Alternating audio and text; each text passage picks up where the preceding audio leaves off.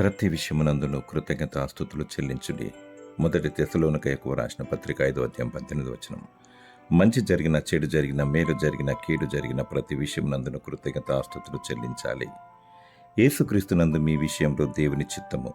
మీరు పరిశుద్ధులగుటయే, అనగా జారత్వమునకు దూరంగా ఉండుటయే దేవుని చిత్తము. పోతిఫరు భార్య శోధించినప్పుడు యోసేపు జారత్వము నుండి దూరముగా పారిపోయాను. పరిశుద్ధత యందును ఘనత యందును తన ఘటమును ఎట్లు కాపాడుకొనవలెనో అది ఎరిగుండుటే దేవుని చిత్తము. మీరిట్లు యుక్త ప్రవర్తన గలవారై అజ్ఞానముగా మాట్లాడు మూర్ఖుల నోరు మూయుట దేవుని చిత్తము. సమస్త విశ్వములో దైవ చిత్తమే జరుగును. దేవుని చిత్తమును నెరవేర్చువారు నిరంతరము బ్రతికెదరు. ప్రభు అయిన యేసుక్రీస్తు దైవ చిత్తాన్ని నెరవేర్చి సర్వ ప్రజలకు రక్షణను ప్రసాదించాడు.